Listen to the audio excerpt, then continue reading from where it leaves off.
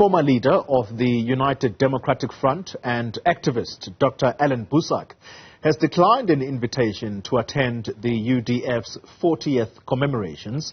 The cleric says part of the reason he will not be attending is open factionalism within the ANC. Boesak says the divisions are partly to blame for the toxicity in our politics. Dr. Allan Boesak joining me now to chat more about his decision. Dr. Boesak, thank you very much for your time.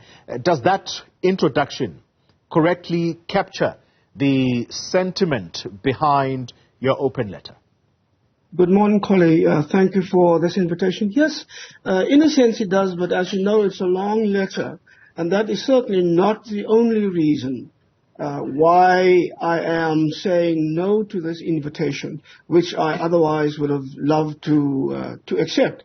But there are other reasons, and I'm sure you have read the letter, and people have read the letter, and so they know what those other reasons are. Well, let's expand on those, Dr. Boesak, for the benefit of those who have not read your letter.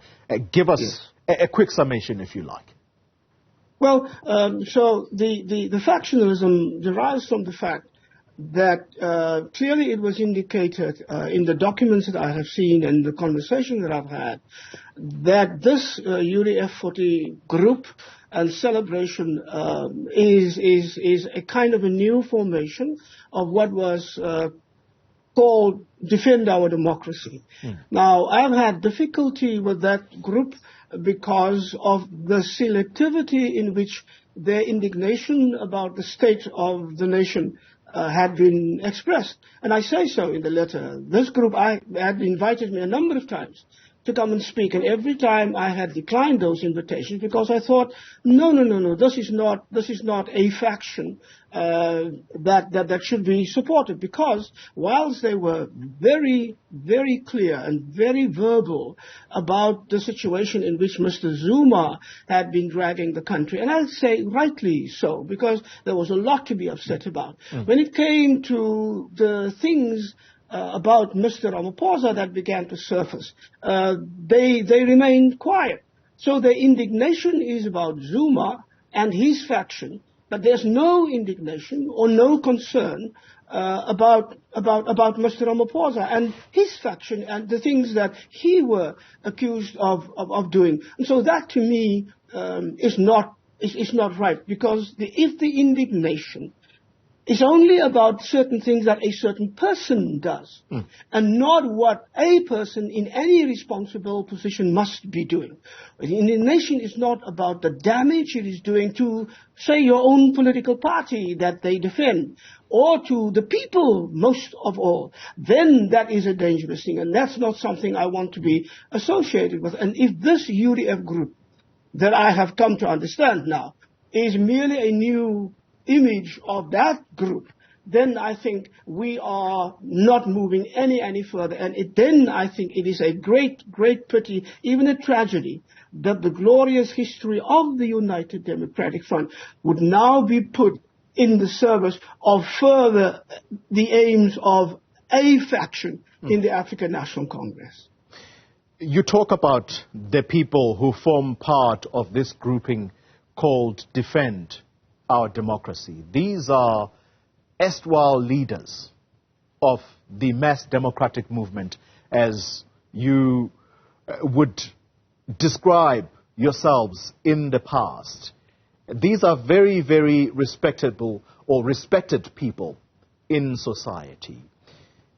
Given your reservations about them condemning the actions of one president and leaving out the other, in your view, how do they redeem themselves, or how should they redeem themselves in order for people like you to not be repulsed? Well, Xoli, I mean, one of the ongoing conversations, and it may have been a one-sided conversation in our country for a long time now, is that when it becomes clear that a president is either involved in very questionable or even criminal deeds, if a president does the kind of things that we now know that Mr. Ramaphosa has been involved in, for instance, bringing in those large amounts of foreign currency for which any normal citizen would have been in jail for 15 different reasons. And there is no outcry, there is no discipline, there is no responsibility. They do not hold him accountable. They put pressure on Parliament not to hold him accountable. Those who try are being kicked out or suspended or vilified in one way or another.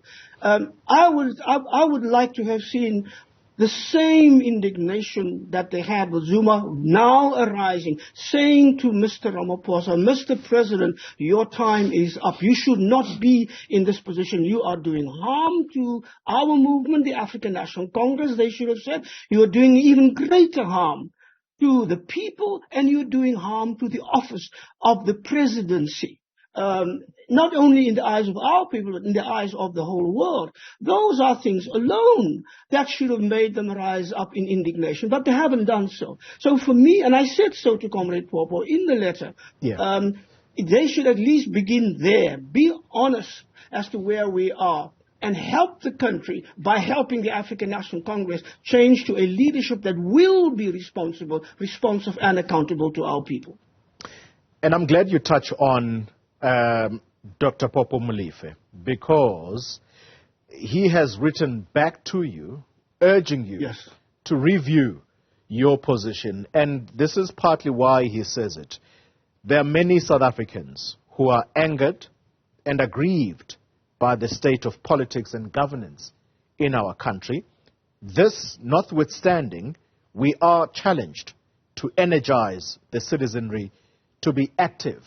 And that harks back to what the UDF stood for. That was the genesis of the UDF, to energize society against the evils of apartheid. He therefore ends by saying, I urge you to consider reviewing the decision that you took.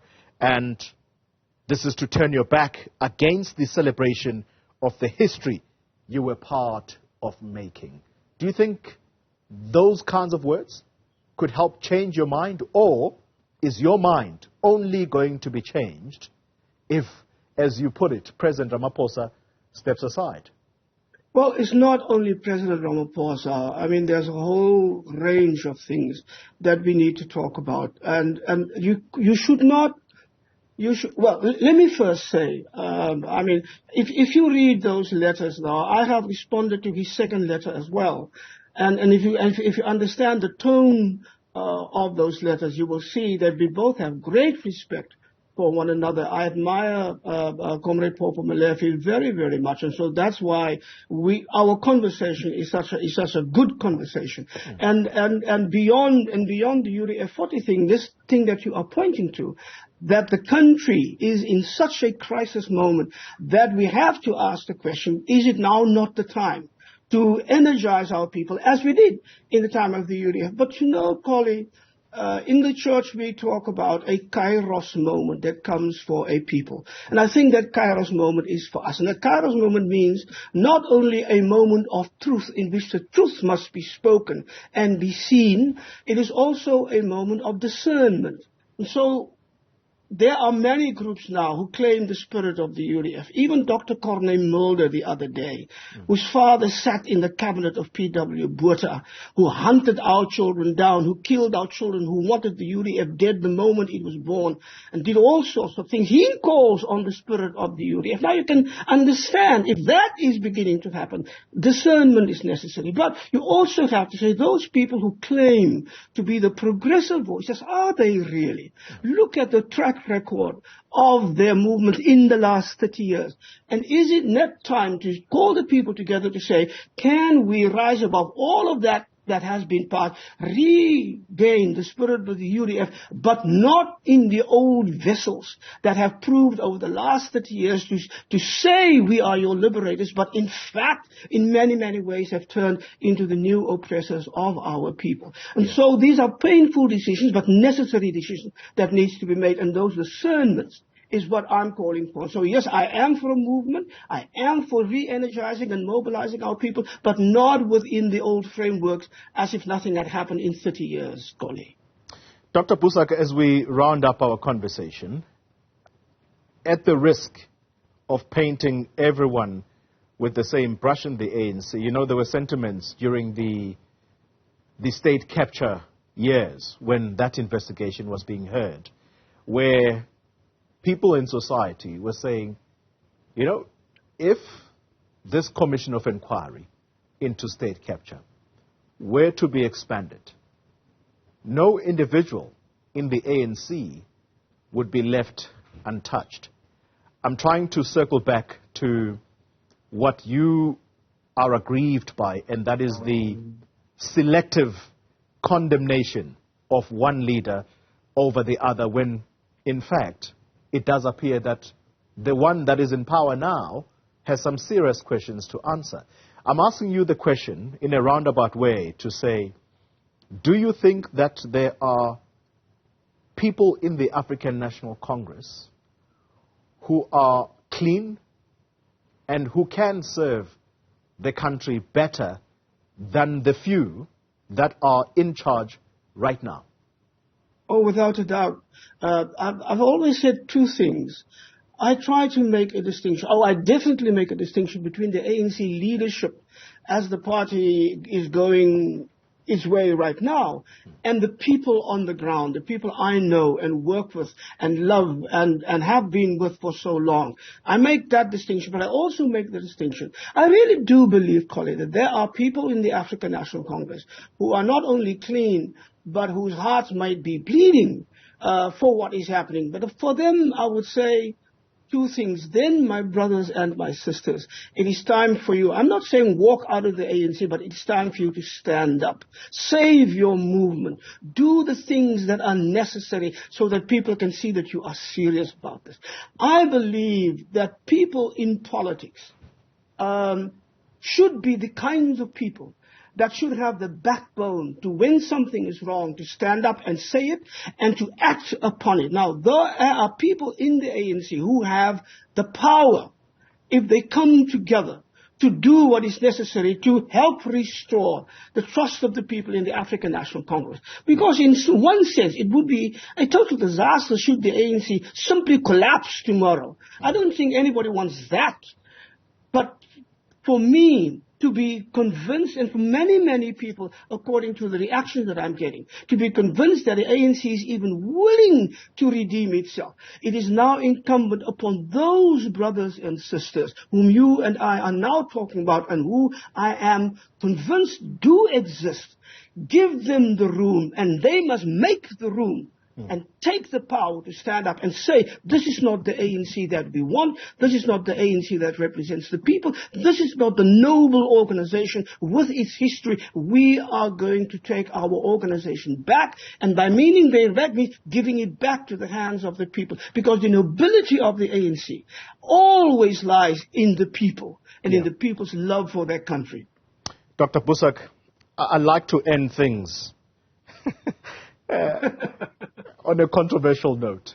You know, you're saying all the right things right now, but you are the same person who went to the Northern Cape recently, and you were going there alongside Lindiwe Sisulu, yes, a leader of the ANC, and you visited John Block, a former leader of the ANC in the Northern Cape, who is serving time in prison. Remind South Africans what your purpose of the visit to that prison was. Well, one thing, I went to Uppington at the invitation of the community in about 7 schools, and I had a wonderful weekend with those kids and with the community, preaching on Sunday morning and Sunday evening. And as I was on my way out on Monday, we drove there. Mr. Sulu got a hold of me and said, I am here to visit John Block, and I have permission to do so. Will you come with me? And I thought immediately, yes. I knew John Block, of course, and I knew his parents. I would want to go. I don't know what political agenda they had to discuss. What I wanted to do was to simply pray for him. If one is in a position like that, the Bible reminds us, think of those and pray for those in prison as if you were with them in prison yourself. Yes. So I was going there, Xoli, mainly to go and do my pastoral duty. I understand the loneliness and the pressure and whatever it is that one is when one is in detention. And so a prayer from somebody who means well can be a wonderful encouragement. And that's all I wanted to do. And so for me, the shock was not only that Lindiwe Sisulu, as a member of parliament, who I understood not only would have the right as a member of parliament to visit anybody in prison if she wanted to, and would be allowed, but also because she was given permission, but that I, as a pastor, because I said to them, let's leave the minister outside. Let me just go in and pray for him. And they wouldn't let me do that. That was the shocking thing for me. And that's when I then said, this at last happened to me. When P.W. Botha was in power, when he set out that decree that we should no longer pray for those who were in detention. That was the shocking moment for me, Colin. So there was a political agenda on the part of those who invited you, but you were there, you accepted this based on your pastoral... I'm not, please don't misunderstand me. I did not say that they had a political agenda. I said I did not know what it was that they were going to discuss. All right. And I don't know whether there was a political agenda or not. She also made a point of it to say that John Block is family of hers. So that was also a reason. My staying in Uppington and my going and wanting to go was to say, this is an opportunity to go and pray for a brother who is in prison that I haven't seen in a very, very long time. Yeah. And when I couldn't pray for him, I went to his parents' house and I prayed for his mother and his father and his family. So the prayers went up anyway. And so to conclude, that's why I wanted, in your own words, to explain why you made this visit to John Block. Now that we've got the context, the person you found in prison, were they remorseful for what they did? Do they accept that they did wrong because they were once a leader of the people from which they stole? Does he accept that he did wrong to society, and what is he willing to do to repent for that? Well, that is the tragedy. I was not allowed to go in to even see him, to even speak with him, to even ask him those questions. So I never made any contact with him. We sat outside in the sun for 3 hours and finally we got word that word came from on high. Now, I don't know what on high means. Maybe higher than the commissioner, because the commissioner was sitting in her office right there. And never came out even when I requested, may I please speak with the commissioner. So I never got to see him. I never got to pray with him. I don't know what his mind is like. I don't know what his heart is like. I don't know whether he feels repentance or remorse, or whether he has already asked for forgiveness from God. He may have. I don't know. And that is one of the sad moments that one has. It may have been an opportunity for a very deep spiritual encounter with him as a leader with special responsibilities. And that spiritual encounter could not take place, and that's the way things had to be left, Colin, on that day. Tragic. Dr. Boesak, thank you very much for sharing. Thank you, sir. And I wonder whether you are going to change your mind as regards the anniversary commemoration. You never give up, right? Thank you very much for your time. Thank you. Dr. Allan Boesak. Thank you so much. He is a former leader of the United Democratic Front and an activist in our society.